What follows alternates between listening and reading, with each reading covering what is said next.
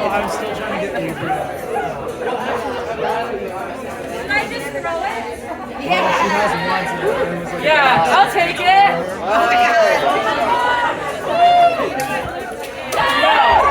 It wasn't good attention. Do the water.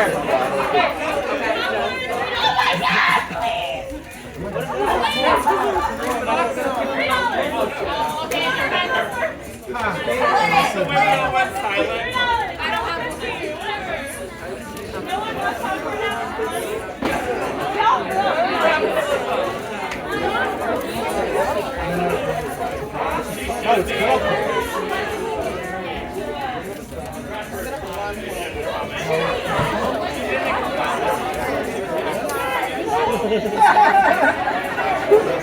Yeah.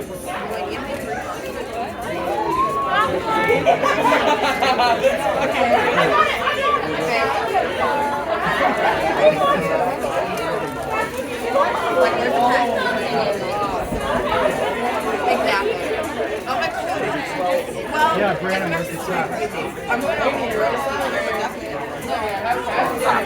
Where's the tap?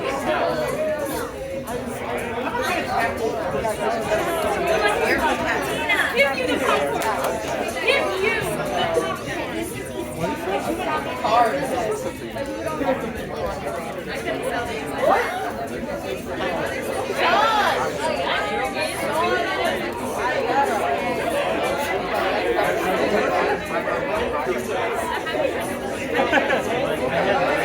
Yeah, what is that, Christian? It's a margarita. So good. I love that for you.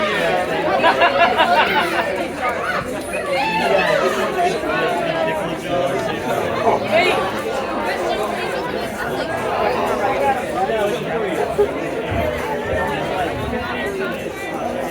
How much is the water? $2 for water? I know. Yeah.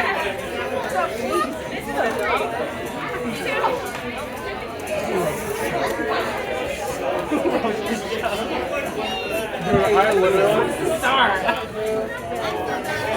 And that's what was showing me earlier, because I haven't done a single version, that I wrote a card for her to play that was like it starts at her thumb and ends at oh! It's like, That sounds great.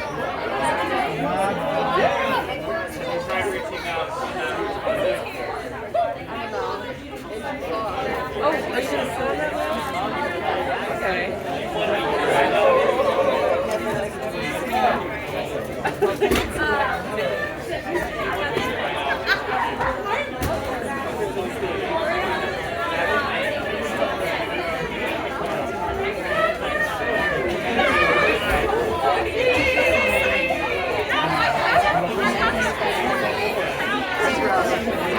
yeah. Fucking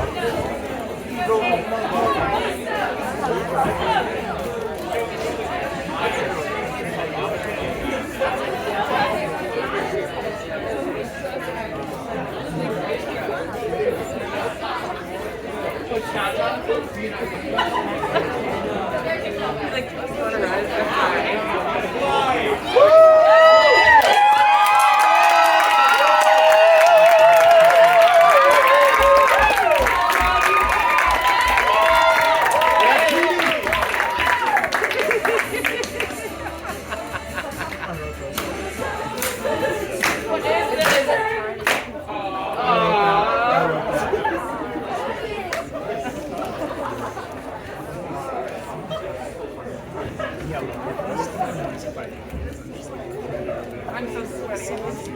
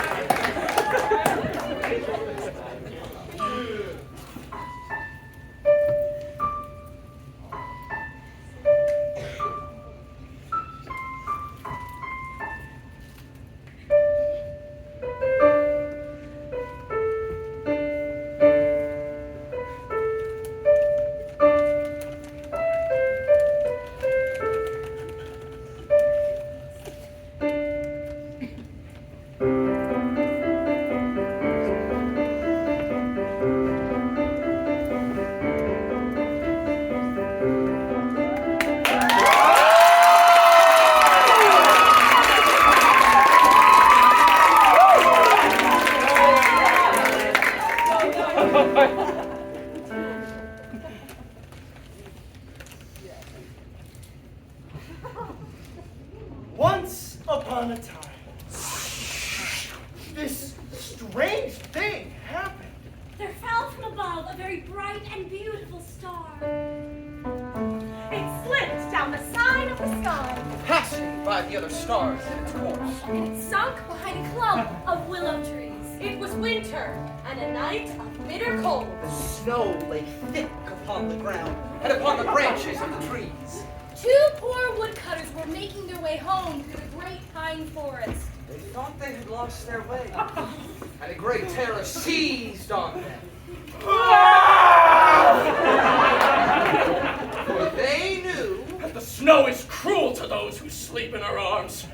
On and on went the two woodcutters, blowing heartily upon their fingers and stamping with their huge iron-toed boots upon the caked snow. First, they sunk into a deep drift. Then they slipped on the cold ice where the marsh water was frozen, and their sticks fell out of their bundles, and they had to pick them up and bind them together again. At last, they reached the outskirts of the great pine forest and saw, far down in the valley beneath them, the lights of the village in which they dwelt.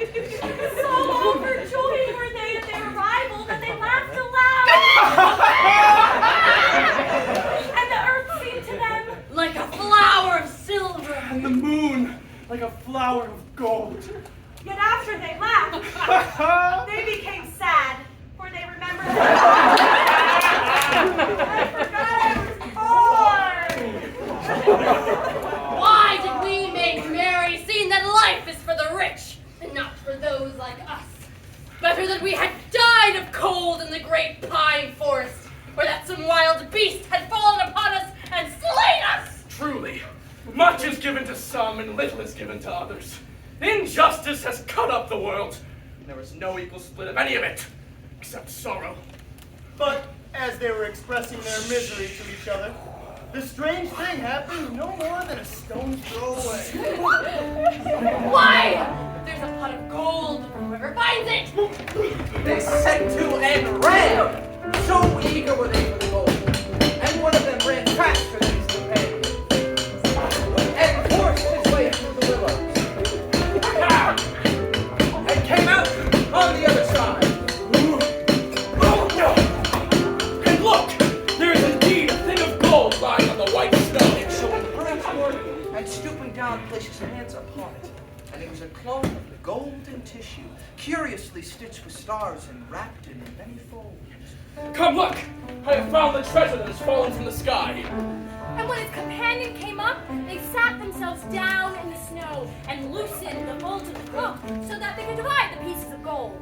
But alas, no gold was in it. Nor silver. Nor indeed treasure of any kind.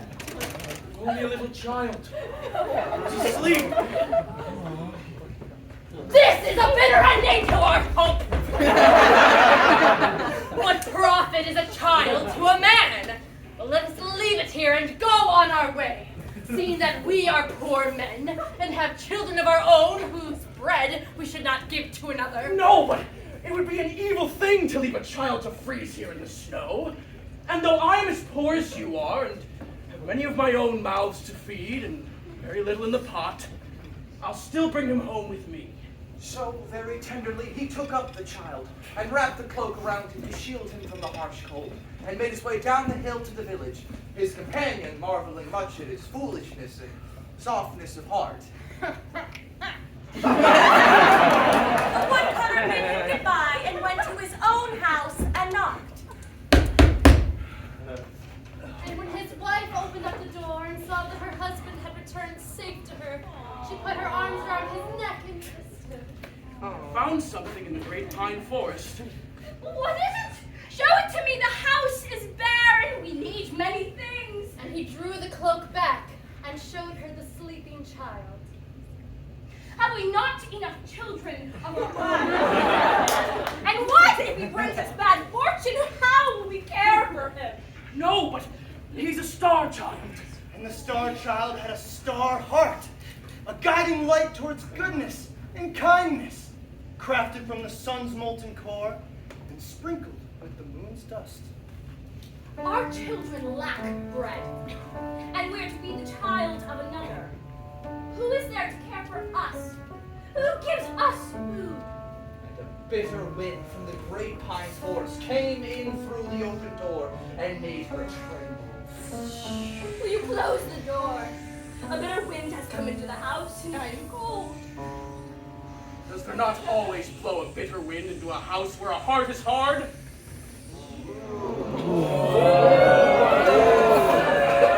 And the woman answered him nothing, but crept closer to the fire. And after a time, she turned around and looked at him, and her eyes were full of tears. And he came in swiftly and placed the star child in her arms, and she kissed him and laid him in a little bed. And the woodcutter sat and told his new child a tale. Every afternoon, as the children were leaving from school, they would go and play in the giant's garden. It was a large, lovely garden with soft green grass. Here and there over the grass stood beautiful flowers like stars. And in the springtime, there were 12 peach trees that broke out into delicate blossoms of pink and pearl. And in the autumn bore rich fruit. The birds sat in the trees and sang so sweetly that the children used to stop their games in order to listen to them. How happy we are here! One day, the giant came back. He had been to visit his friend the ogre and had stayed with him for 7 years.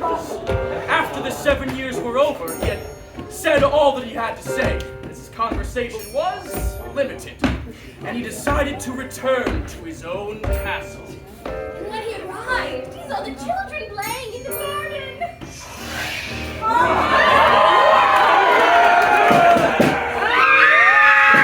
And the children ran away. My own garden is my own garden! Anyone can understand that! And I would allow nobody to play in it but myself! So, he built a high wall all around it and put up a notice board. Trespassers will be prosecuted! He was a very selfish giant. The poor children now had nowhere to play. They tried to play in the road, but the road was very dusty and full of hard stones. They did not like it. How happy we were there! Then the spring came, and all over the country there were little blossoms and little birds. Only in the garden of the selfish giant was it still winter. The snow covered the grass with a great white sheet, and the frost painted all of the trees silver. I cannot understand why the spring is so late in coming. He sat out and looked at his cold white garden. I hope there will be a change in the weather. But the spring never came, nor the summer. The autumn gave golden fruit to every garden, but to the giant's garden he gave none, as he was too selfish. So it was always winter there. And the north wind and the hail and the frost and the snow danced about through the trees. One morning, when he was laying awake in bed, he had heard some lovely music.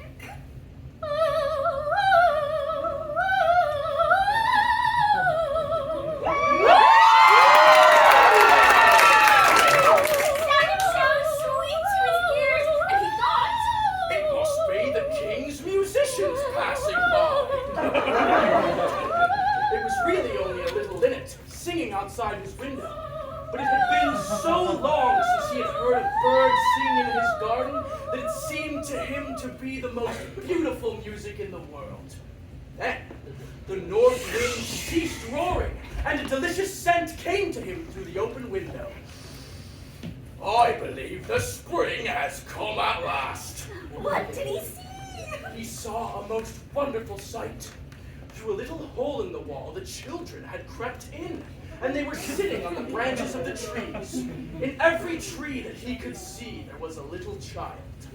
And the trees were so glad to have the children back again that they covered themselves in blossoms and were waving their arms gently above the children's heads.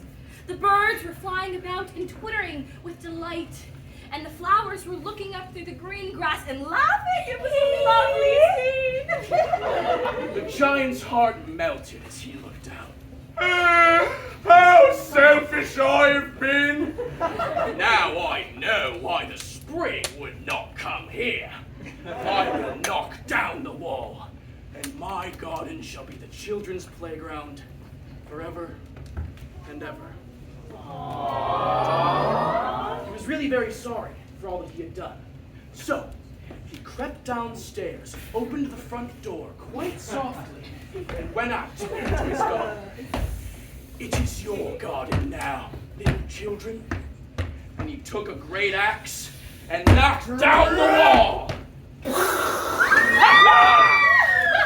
All day long they played. And in the evening, they came to the giant to bid him goodbye. Every afternoon when school was over, the children would come and play with the giant. Years went by, and the giant grew very old and feeble. He could not play around anymore. So he sat in a huge armchair and watched the children at their games and admired his garden. I have many beautiful flowers. The children are the most beautiful flowers of all.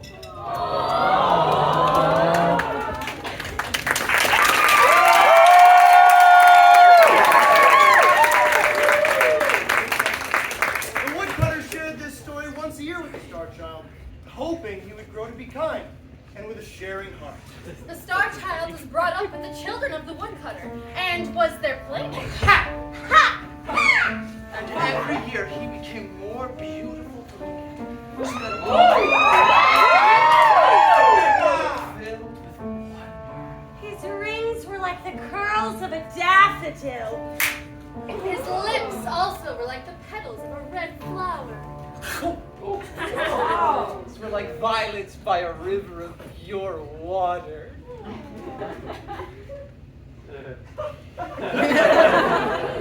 Yet, did his beauty turn him evil? For he grew proud. And cruel. And selfish. He insisted he was special, being sprung from a star.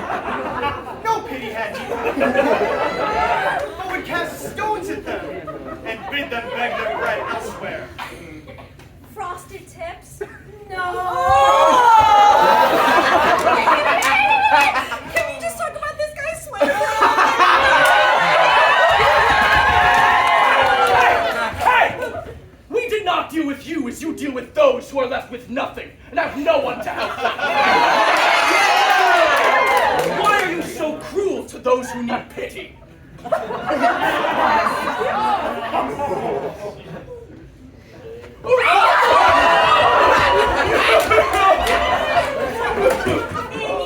Star Child heeded not his words, but would frown and flout, and go back to his playmates and lead them.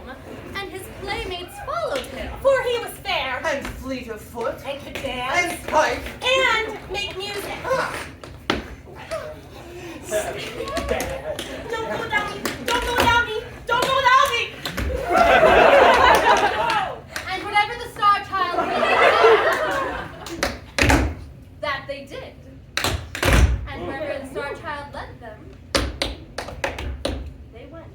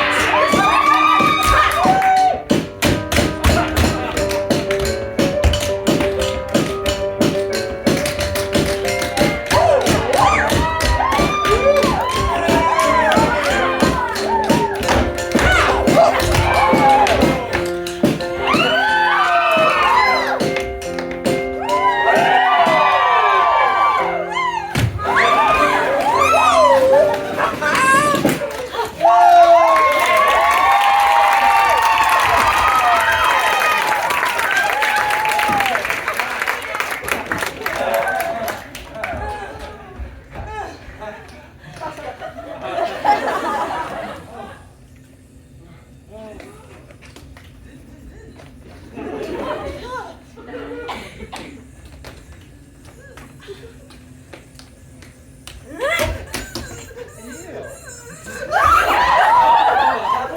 fly is your brother! Do it no harm! The wild birds that roam through the forest have their freedom. Snare them not for your pleasure. The brown snake and the mole! Each has its place! And he plucked with a sharp stick from the eyes of the mole. Who are you to bring pain into the world? And in all things he ruled his playmates, and they became hard of heart, even as he was.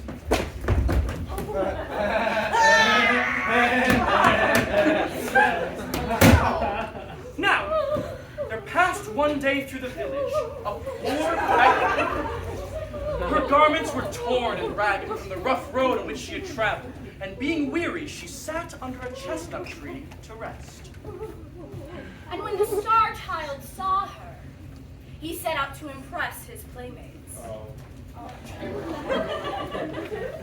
See! There sits a foul beggar woman under the fair and green-leaved tree. Come! Let's drive her away, for she's a whore. So he came near And threw stones at her. and mocked her. She looked at him with terror in her eyes, and when she saw the cloak, she wept for joy. A cloak of gold tissue stitched with stars. My little son, I lost in the great pine forest. I am son of yours, for you are a beggar and ugly and in rags. The robbers stole you from me and left you to die. But I recognized you when I saw the cloak of golden tissue. Over the whole world have I wandered in search of you. Come with me, my son, for I have need of your love. But the star child shut the doors of his heart against her. If you are my mother, it would have been better if you stayed away and not come here. I thought I was a child of some star, and not a beggar's child, as you tell me that I am. Let me see you no more. My son, will you not kiss me before I go? I have suffered so much to find you.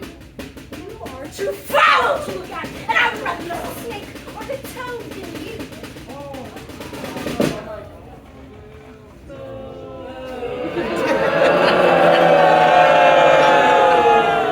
So, the old woman rose up and went away into the great pine forest, weeping bitterly. When the star child saw that she had gone, he was glad. But he felt his star heart dwindle, flicker, and dim. And he knew then he wronged his mother.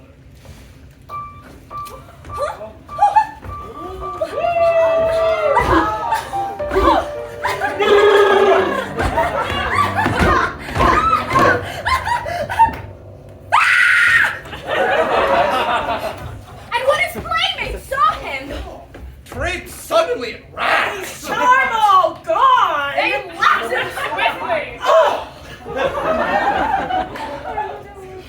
Surely this has come upon me because of my meanness. I've been cruel to my mother, and as a punishment, this evil has been sent to me. I must wander through the world till I find her, and she gives me her forgiveness. So he ran away into the great pine forest and called out to the beggar mother to come to him. But there was no answer. All day long he called to her. And the birds and the animals fled from him.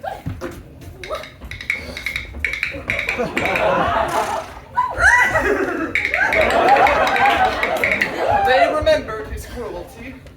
And of the mole he questioned, if by chance he had seen his mother. You can go beneath the earth. Tell me, is my mother there?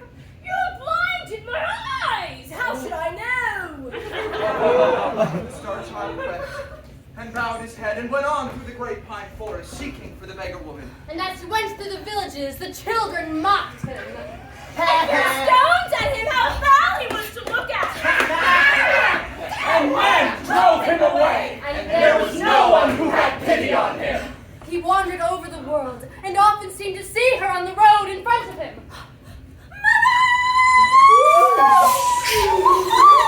I ran after her until the sharp stones made his feet feet fleed. In the world, there was neither love, nor loving kindness, nor charity for the Star Child. And one evening he came to the gate of a strong walled city that stood by a river. And weary and footsore though he was, he made to enter in. But the soldiers who stood on guard dropped their weapons across the entrance. What is your business in the city? Seeking my mother, for maybe that she's in this city.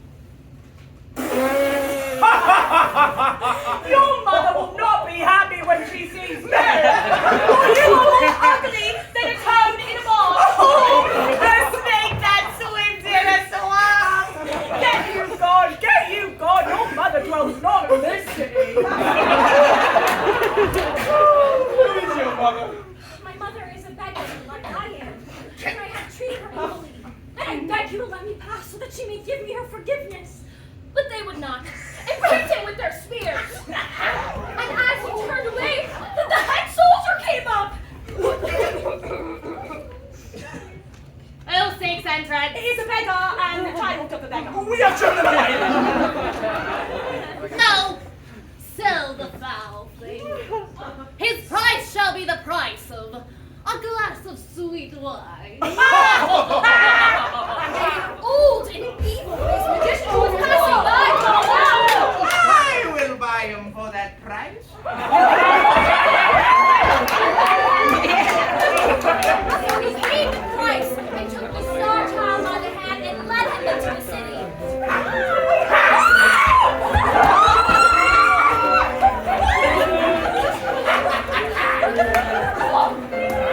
And after they had gone through many streets, they came to a little door that had a pomegranate tree on it. And the old magician touched the door with a ring of carved gemstone, and it opened!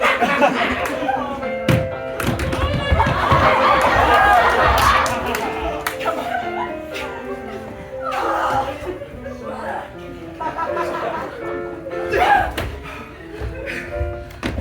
And they went down 5 steps of brass.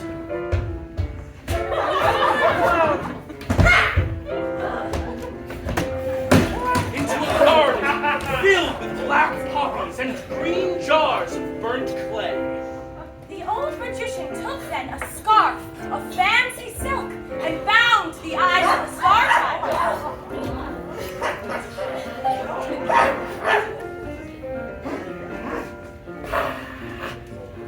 Gloria, estomino, el curro acciaio.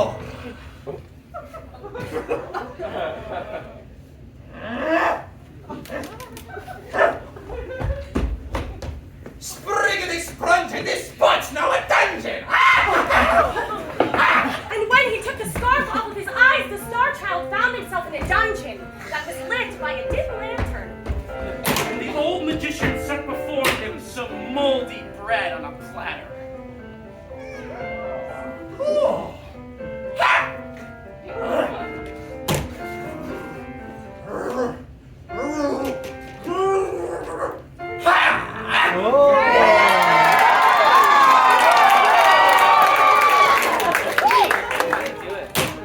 And some salty water in a cup.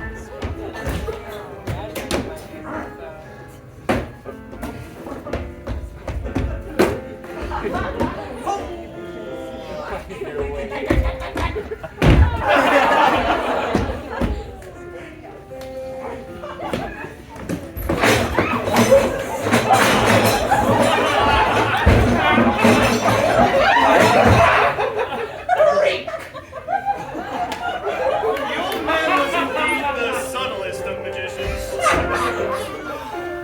Have no fear. Lend me your ear. This bearded disgrace. Get it off of my face. With the spread of the sheet will make it complete. With the trick of the light, my spells come to life. In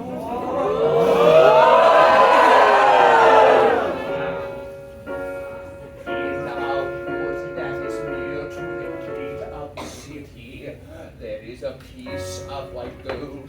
If today you bring me the piece of white gold, I will set you free. But if you bring it not, I will surely slay thee. Get away quickly, and at sunset I will be waiting for you at the gate of the city. See that you bring the white gold, or it will go ill with thee. I have bought thee for the price of a glass of sweet wine. And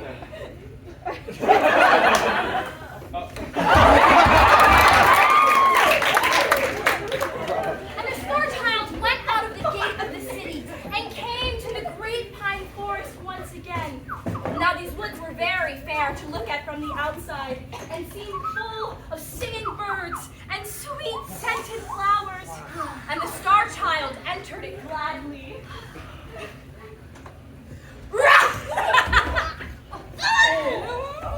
Yet did its beauty deceive him, for wherever he went, harsh branches and thorns shot up from the ground and encompassed him. And sharp leaves stung him, so that he was in a sore distress.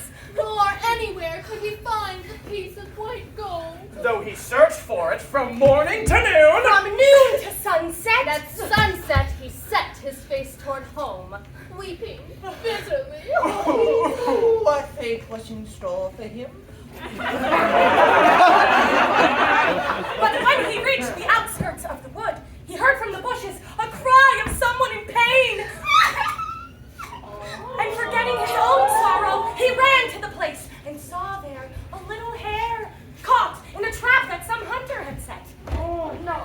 And the star child had pity and released the hare. I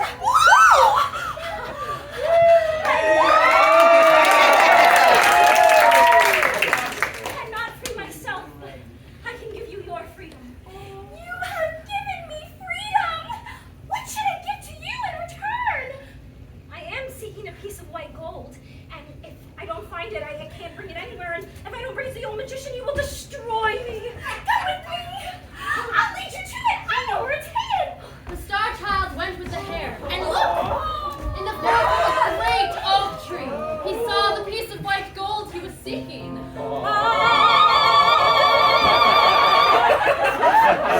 And he was filled with joy and seized it. No, give it back! It's mine! It's mine!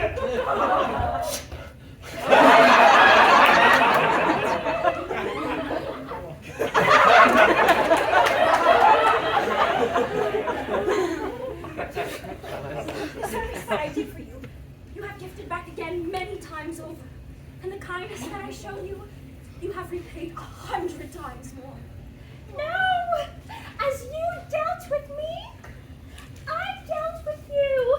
The hare ran away swiftly, and the star child went toward the city. Now, near the gate of the city, there was seated one who had no home.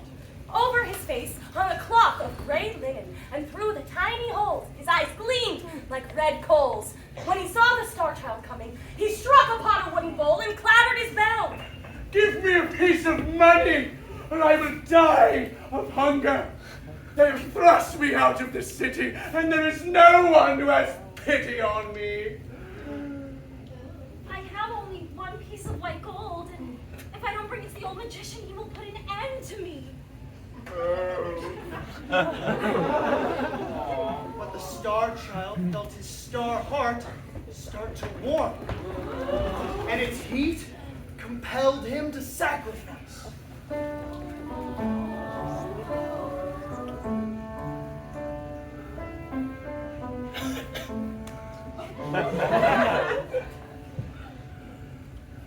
You are needed. He's greater than mine. And the star child had pity on him and gave him the piece of white gold. Yet his heart was heavy, for he knew what evil fate awaited him at the gate.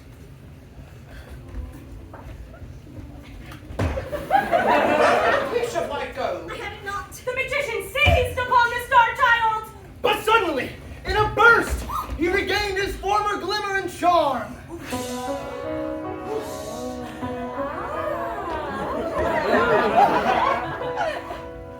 The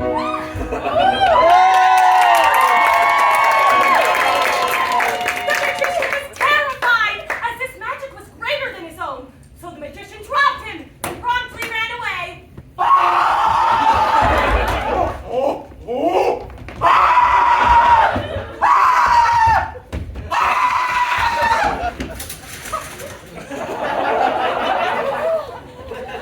And the star child saw the beggar woman, who is his mother, and by her side stood the beggar, who had sat by the road. And he ran over and knelt down. He bowed his head in the dust and sobbed, as one whose heart might break. I gave you hatred. Do you give me love? Rise. He rose up from his feet and looked at them. And look, they were a king. And a queen.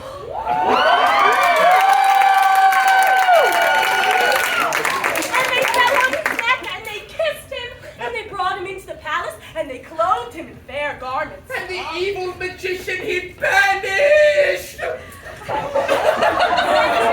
woodcutter and his wife, he sent many rich gifts, and to their children he gave high honor. The wonderful palace of which he now found himself lord seemed to him to be a new world, fresh, fashioned, for his delight.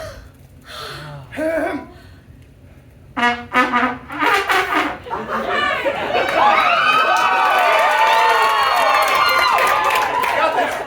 got this.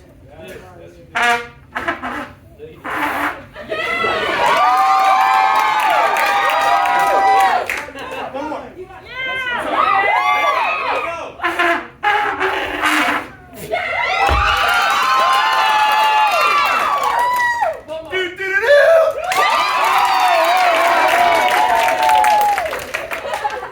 Let our Lord take this joyous party. A grand show prepared in honor of his royal return. And be in his justice and mercy our happy prince.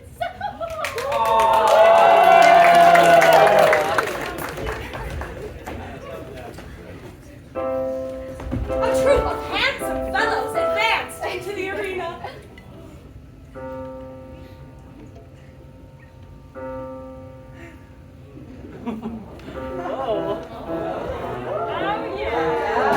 And sitting down in a circle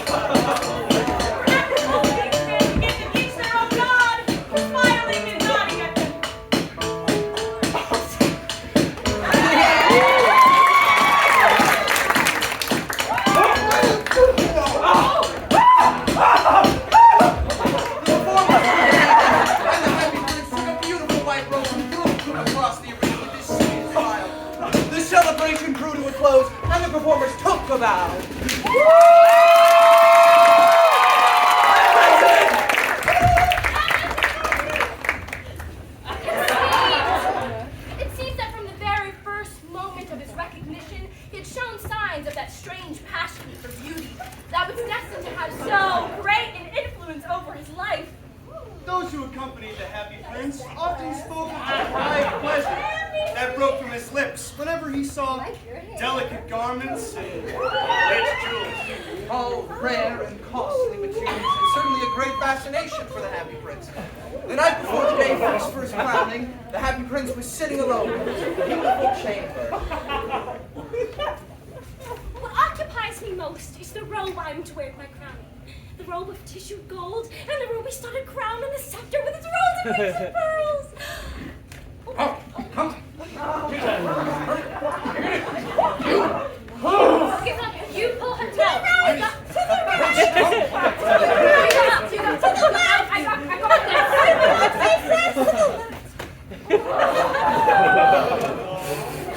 The designs, which are from the hands of the most famous artists at the time, have been submitted to me. And I have given orders that the workers are to labor night and day to carry them out, and that the whole world is to be searched for jewels that will be worthy of their work. His heavy eyelids drooped, and a strange calmness came over him. Never before had he felt so keenly or with such exquisite joy. The magic and the mystery, beautiful things. When midnight sounded from the clock tower, he fell asleep. And as he slept, he dreamed a dream, and this was his dream.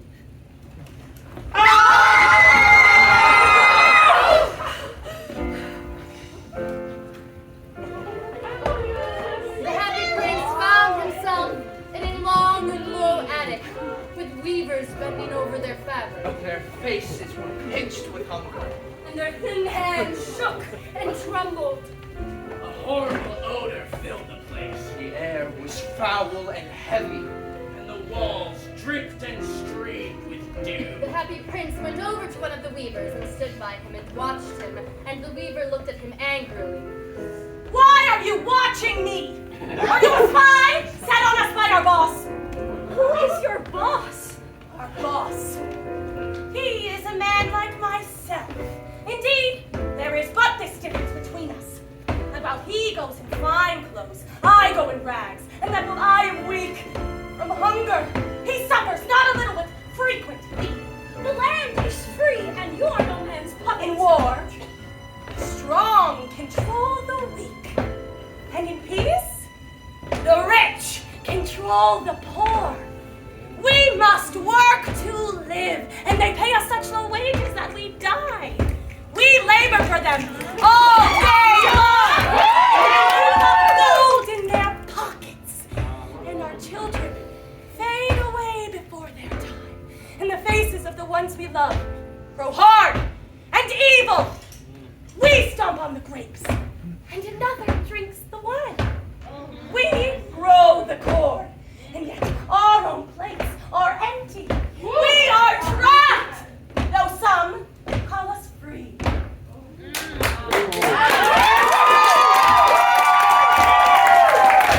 Is that so with all? It is so with all. With the young as well as with the old. With the women as well as with the men, and with the little children. As well as those growing older and frail. The merchants grind us down, and yet we must do their bidding. Misery wakes us in the morning, and shame sits with us at night. But what are these things to you? For you are not one of us. Your face is too happy. The weaver turned away scowling, and the happy prince saw that he was weaving with a thread of gold, and a great terror seized upon him. What is this robe that you are weaving? It is for the crowning of the happy prince. What? Is that you?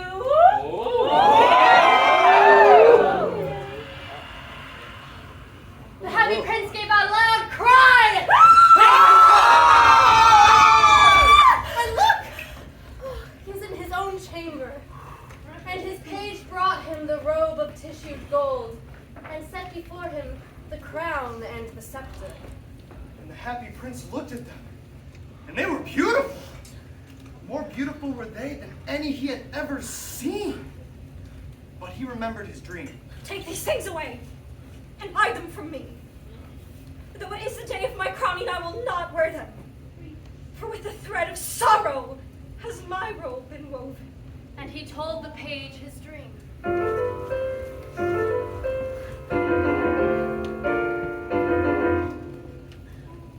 Surely he is mad! For what is a dream but a dream? And a vision but a vision? What have you to do with the lives of those who labor for us? Will people not eat bread till they have seen the baker? Nor drink wine till they have talked with the farmer? Put on your fair robe and set this crown upon your head. How will the people know that you are a prince if you have not a prince's garments? Is it so? Indeed, will they not know me as a prince? They will not know you, my lord. Put on your robe and crown and scepter. What have you to do with us and what we suffer? Will joy wear what grief has fashioned? But, despite knowing better, the happy prince donned the robe of tissued gold and the ruby-studded crown and held the scepter with its rows and rings of pearls.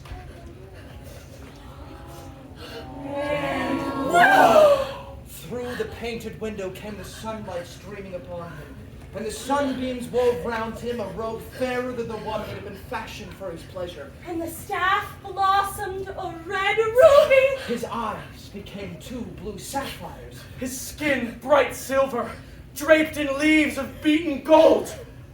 The happy prince had hardened to a statue, and his star heart turned to lead, as he had ignored the lesson learned in his dream and chosen to wear the garments made from grief. The page's face grew pale, and his hands trembled, and he fell upon his knees in awe. One greater than I has crowned you. High above the city, on a tall column, was placed the statue, the happy prince. He was very much admired indeed. Well, I do like this. Is this new? Nice. Is this real gold? Very nice. One night there flew over the city a little swallow. Her friends had gone away to Egypt 6 weeks before, but she had stayed behind, for she was in love with the most beautiful reed. She had met her early in the spring as she was flying down by the river, and had been so attracted by her slender waist that she had stopped to talk to her. Shall I love you? Swallow liked to come to the point at once, and the reed made her a low bow. So the swallow flew round and round her, touching the water with her wings and making silver ripples. This was her pursuit, and it lasted all through the summer. It is a ridiculous love affair. She has no money and far too many relatives. The river was quite full of reeds. Then, in autumn, the other swallows flew away. After they had gone, she felt lonely and began to tire of her lady love. She has no conversation, and I'm afraid that she is unfaithful, for she is always flirting with the wind.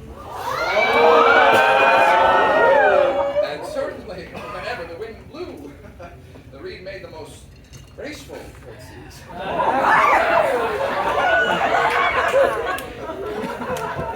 I admire that she is grounded, but I love traveling, and my wife consequently should love traveling also. Oh no. Will you come away with me? But the reed shook her head. She was so attached to her home. You have been toying with me. I'm off to the pyramids. Goodbye. And she flew away. All day long she flew. And at nighttime, she reached the city.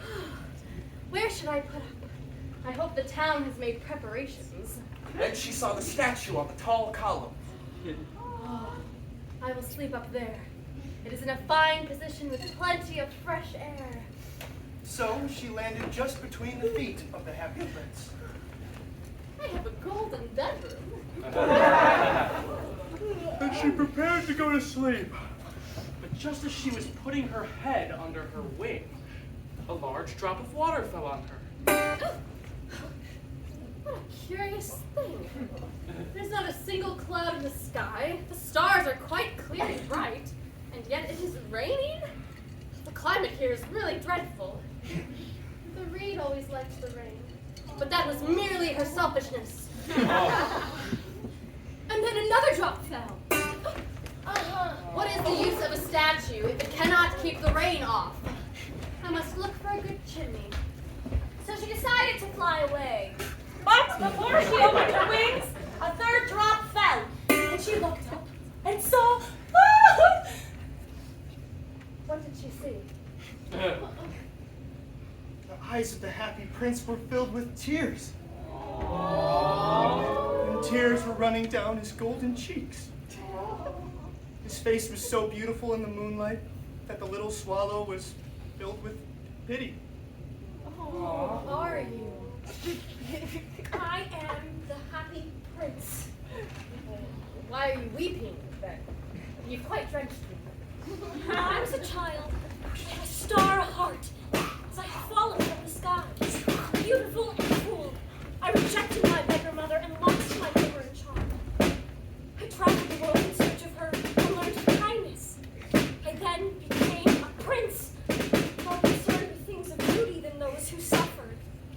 My subjects called me the happy prince, and happy indeed I was. Pleasure is happiness. I donned rich garments made from pain, and then became a statue. But now that I am silver, they have suddenly appeared so high that I can see all the ugliness and all the misery of my city. And my star heart is turned to lead. I have no choice but to weep. What? Was he not made of solid gold? The swallow said this to herself, for she was too polite to make any personal remarks out loud. Far away, in a little street, there is a poor house. One of the windows is open, and through it, I can see a woman seated at a table. Her face is thin and worn, and she's coarse red hands, all pricked by a needle. For she is a seamstress. She's embroidering passion flowers on a satin gown for a rich young heiress to wear at the next royal ball. In a bed, in the corner of the room, her little boy is lying ill. He has a fever and is asking for oranges. Mom, that's what oranges.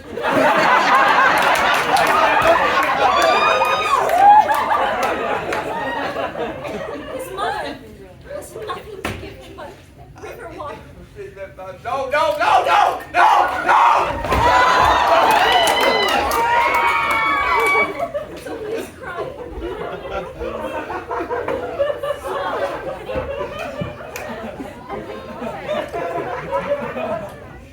Swallow, swallow, little swallow. Will you bring her the ruby out of my scepter? My feet are fastened to this pedestal and I cannot move. I am waited for in Egypt. My friends are flying up and down the Nile and talking to the large lotus flowers. Swallow, swallow, little swallow. Will you not stay with me for one night and be my messenger? The boy is so thirsty. And his mother so sad. I don't think I like boys. Last summer, when I was staying on the river, there were rude boys who were always throwing stones at me. Oh, they never hit me, of course. We swallows fly far too well for that. And besides, I come from a family that's famous for its agility. But still, it was a mark of disrespect. The happy prince looked so sad that the little swallow was sorry. It's very cold here. But I will stay with you for one night and be your messenger. Aw. Thank you, little swallow. So the swallow picked out the great ruby from the prince's scepter and flew away with it in her beak over the roofs of the town. She passed by the palace and heard the sound of dancing. A beautiful girl stood out on the balcony with her lover. How wonderful the stars are! And how wonderful the power of love! I hope my dress will be ready in time for the royal ball. I have ordered passion flowers to be embroidered on, but the seamstresses are so lazy. At last she came to the poorhouse, and she saw the boy tossing feverishly on his bed. And the mother had fallen asleep. She was so tired. And she hopped and placed the great ruby on the table next to the woman's thimble. Oh my! Then she flew gently around the boy's bed, fanning his forehead with her wings.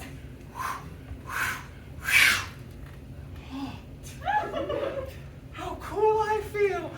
I must be getting better. And he sank into a delicious slumber. Then the swallow flew back to the happy prince to tell him what she'd done.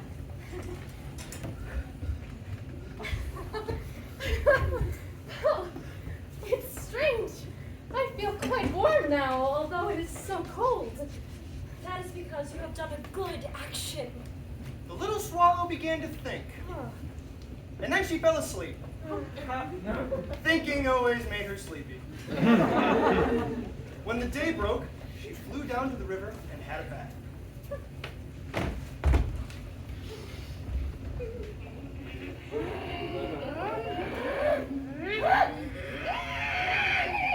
Tonight, I go to Egypt. And she was in high spirits at the prospect. When the moon rose, she flew back to the happy prince.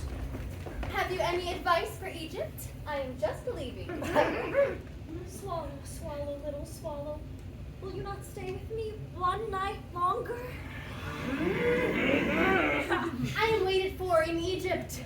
Tomorrow my friends will fly up to the Nile's rapids. At noon the yellow lions come down to the water's edge to drink.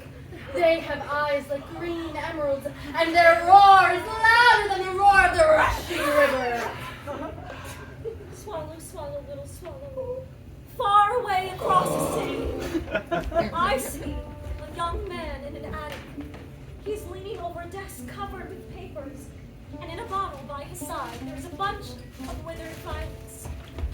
He has large and dreamy eyes. He's trying to fix a play for the director of the theater, but it's too cold to write anymore. There's no fire in the furnace, and the hunger is making faint.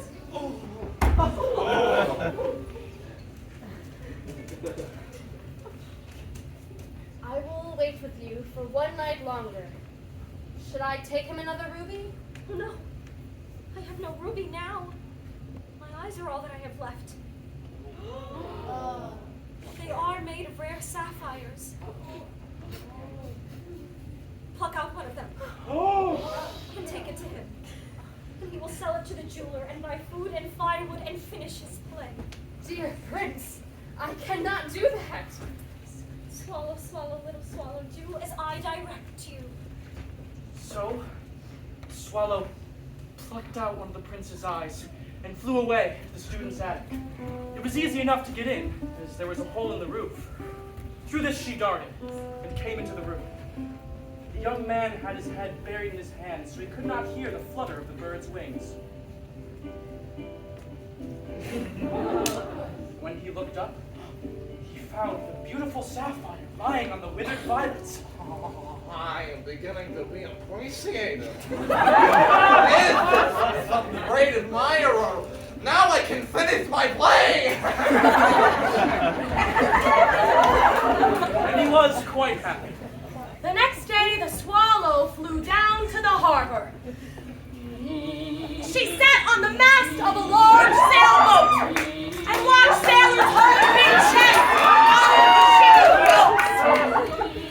Tonight, I go to Egypt. And when the moon rose, she flew back to the happy prince. I have come come to bid you goodbye. Swallow, swallow, little swallow. Will you not stay with me one night longer?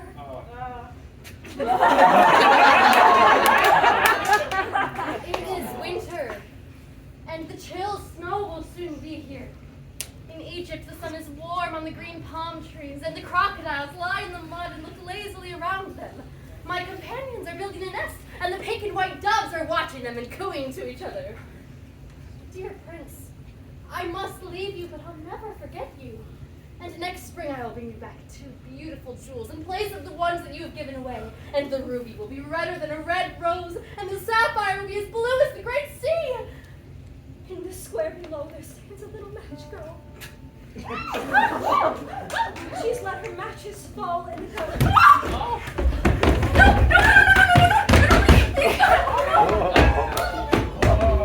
and they are all swallowed. Her father, mad, she does not bring home some money, and she is crying. She has no shoes or stockings, and her little head is bare.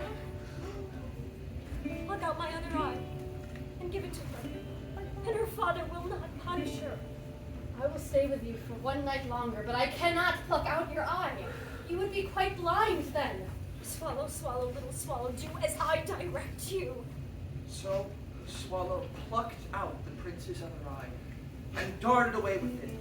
She swooped past the match girl and slipped the jewel into the palm of her hand.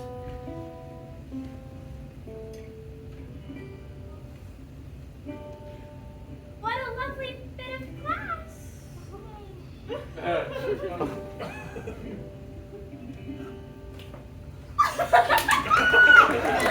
And she ran away, laughing. Then the swallow came back to the prince. You are quite blind now.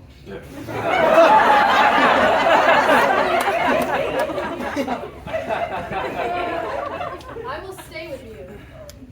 Always.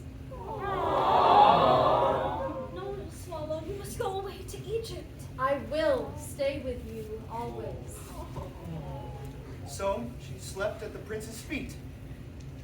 All the next day, she sat on the prince's shoulder and told him stories of what she had seen in Egypt.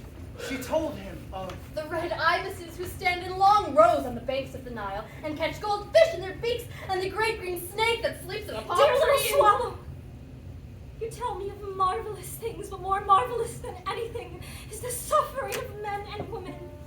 There is no mystery so great as misery.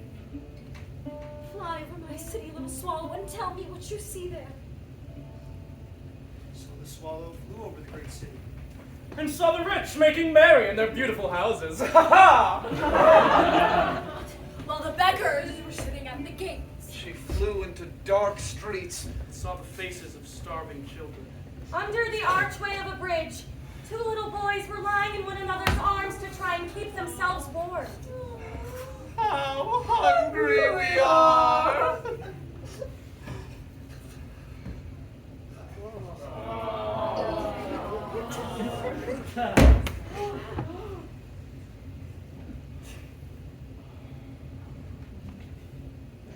You must not lie!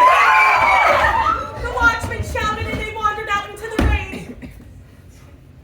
So the little swallow flew back and told the prince what she had seen.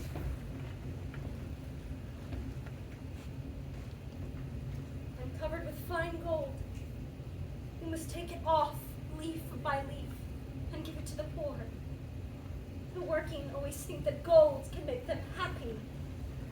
Leaf after leaf of the fine gold the swallow picked off, until the star child looked quite dull and gray. Leaf after leaf of the fine gold she gave to the poor, and the children's faces grew rosier, and they laughed and played games in the street. We have bread now! But then the snow came, and after the snow came the frost. The streets looked as if they were made of silver. They were so bright and glistening. Long icicles like crystal daggers hung down from the roofs of the houses, and poor little swallow grew colder and colder. But she would not leave the happy prince. She loved him too much.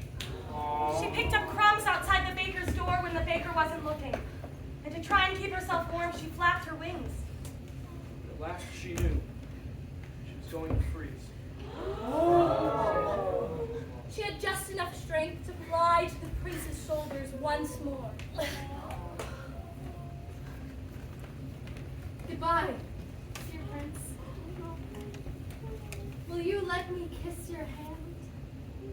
I'm glad you were going to Egypt at last, little swallow. You have stayed too long here. But you should kiss me on the cheek, for I love you. It is not to Egypt that I am going. And he kissed the happy prince on the cheek and fell like ice and sweet. At that moment, a curious crack sounded inside the statue, as if something had broken. The fact is that his leaden star heart had snapped right in two. It certainly was a dreadfully hard frost. Early the next morning, the mayor was walking in the town square below, in company with the town councilor. As they passed the column, he looked up at the statue. Dear me! How shabby the happy prince looks. How shabby indeed! The town councilor always agreed with the mayor. And they went up to look at it. The ruby has fallen from his scepter. His eyes are gone and he is golden no longer. And here is actually a dead bird at his feet. Oh.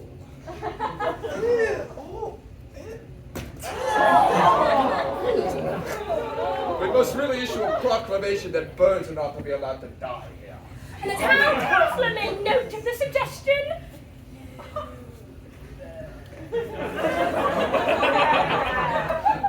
Well, as he is no longer beautiful, he is no longer useful. Then they melted the statue in a furnace.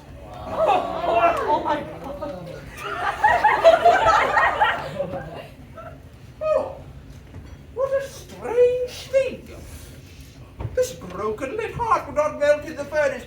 We must throw it away. So he threw it in a dust heap where the dead swallow was also lying. The star heart touched the swallow, and after a moment they both began to stir.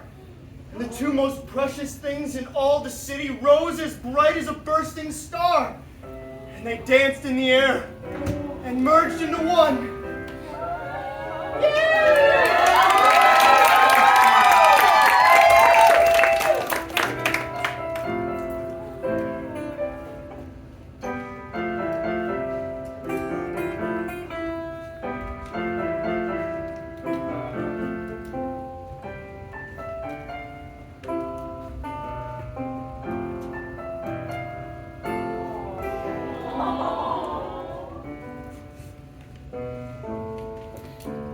And with a new star heart, crafted of the sun's molten corn, sprinkled with the moon's dust, the little bird will sing forevermore in a city